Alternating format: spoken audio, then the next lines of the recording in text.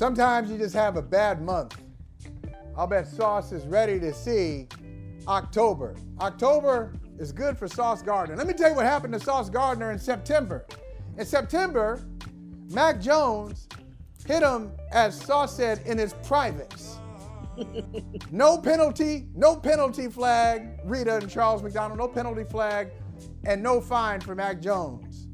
Then, last week, on the last day of September, or maybe the first day of October, I can't remember. Anyway, they're playing the Kansas City Chiefs. He makes a great play on the corner, throws the on the receiver, throws the receiver off the route. And they call a holding penalty that negates an interception by the Jets. Jets lose by 3 to the Kansas City Chiefs. And Charles McDonald, Sauce, puts this tweet out there and then deletes it.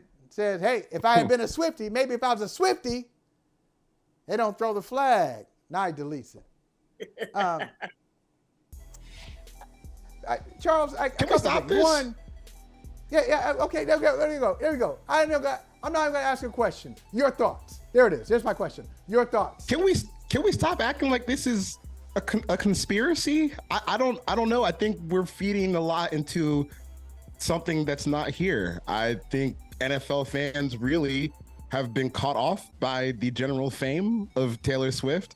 She is an incredibly famous human being, and her presence is going to, magnify and change how people view the game while she's around it. But was that game called any worse than any other NFL game that we see? It's the same stuff that we always see. It just happened to happen at a point where the NFL is merging their media with Taylor Swift's media and Travis Kelce's media, and it's kind of become this big explosion that for some reason people really just don't have a grasp on how to handle. Calling it conspiracies, getting mad because some social media person is changing the bio to like Taylor Swift related stuff. You think that they're in touch with like the referees and how they're getting these calls are being made? It's crazy. Charles, look at it. Look at it again though. Look. I know the Taylor Swift thing. Okay, it's a little much. Okay. A little. That's a hold. And he threw the flag. But look when the flag came. I understand Sauce's point. Yeah, if you say it's a hold, why didn't I see the flag earlier? I saw the flag after the interception. We was like, play it one more time. Hey, listen, we're gonna do conspiracy. We're gonna do conspiracy well. We're gonna break it down frame by frame. Play that back. You see it one more time. You watch that. If you look at this play, you'll see Sauce with his hands. Okay, now let's look for a flag here. That's supposed to be a hold. Oh, come on. The interception happened already. Then we see the flag from Andromeda. Okay, he throwing it way over there. Look at that. Well, maybe he didn't want to hit someone with the flag because they were running right in front of him. Come on, stop that. Rita, okay. You put in your feed. You say we got to say something about these officials. Yeah. So Rita, I think you agree with Sauce a little bit, maybe not from the Swiftie standpoint, but just officials inserting themselves into game situations where they maybe don't belong in those situations. Yeah, that's where I stand with it. I think that these refs have not been good. I mean, and maybe they've never been good, but it feels really egregious now because there's other penalties or non-penalties in that same game on both sides. The safety was sketchy, as well as when he tried to, they did the pads, but it was in the front. Remember, he tackled him in the front, and they tried to say it was a horse collar. It wasn't a horse collar. There were just ultimately too many, in my opinion, mistakes being made. And I understand that they're human. I completely get it, and I understand that the game is fast. But it really feels like in crucial moments, these refs are making critical judgments. And I don't have a problem with the hold. I do have a problem with the fact that the flag did come out late. I do, because I don't understand what took so long, right? Or non-calls that feel blatant or look blatant, and then somehow they're not getting getting the call, and then a couple days later, said player is getting fined for the non-call. It just doesn't make sense to me. So I don't understand why we're still at this point where these refs are so poor. And yes, to Charles's point, because because of the whole Swiftie thing, it was just on display because it clearly was the most watched game on Sunday.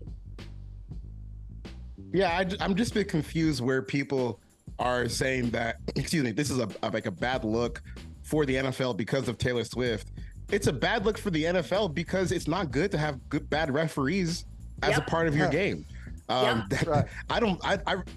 And this is the part where I say we're not equipped to handle some of the fame that she brings and some of the attention that she brings, because the social media people are not connected in any way to the referees. So when they go and they make a post just trying to connect the dots on Taylor Swift fans to NFL fans and make a little forward bio, that's not really something that we should be getting aggravated about. Stay focused on the actual game being played. And I think if we go back and we zoom out, this happens all over the league all the time, and that's the real problem. Well, Charles, okay, I would say, though, real quick, you said focus on the game. Well, tell the league that, because I shouldn't watch Taylor Swift every time somebody does something. I don't need to see her clapping. I don't need to see her high-fiving people. I don't give a damn about her in the damn suite, okay? I care about what's on the field. So I agree with your message. The problem is the messenger, we're just the messengers, but the people who should be hearing the message ain't hearing us. I want to see the football game. I don't care about her being there. Oh, I do. I do. I care, but look at the numbers. It's good for business. Listen, this is self-preservation. Oh, please. Rita. The NFL don't need business. Look at that time. I'm telling you, look at that time stamp in the corner for those watching on, I don't know, Peacock TV. For those watching on Peacock. Where's the Peacock come from? NBC. Now, this is true. NBC. Look at the numbers. 27 million viewers. Those are super. That's the highest since Super Bowl, was that 47? Okay? We like it. Or 57. 57. Yeah, 57. All right. So thank you very much. Roman numerals. Once you start getting to a certain number, I struggle. But so Super Bowl 57. I like this. Thank you, Taylor. Thank you for bringing these numbers up. It's good for business. It floats all boats. So I'm excited. I'm excited that we have more eyeballs and more ears on the NFL because of Taylor Swift. But it's the last thing I'll say, Charles, on officiating, because then I want to ask you about something else. I want to ask you about your travels. It's like, I just want a tone to be set for a game. Now, this may be asking too much, but this is what I appreciate. If you're going to call stuff early, hey, at least we know it. Okay, you set the tone, officials. You set the tone. Most of you are not full-time officials. It's a rant for a different day, but most of you are teachers and accountants and dentists and lawyers who are just doing a little side hustle on the weekend where you become NFL officials. Okay, it's a multi-billion dollar industry, but they get part-time workers to do very important work. But that's a rant for a different day.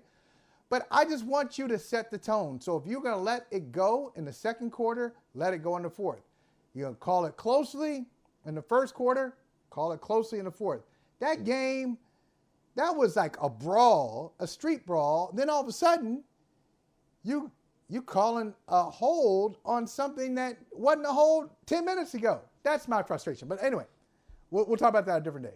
Hey, thank you for watching Brother from Another. If you haven't hit that subscribe button, go ahead and do that now. Don't forget, you can catch us 3 to 4 weekdays on PeacockTV.com and on Sirius XM Channel 85.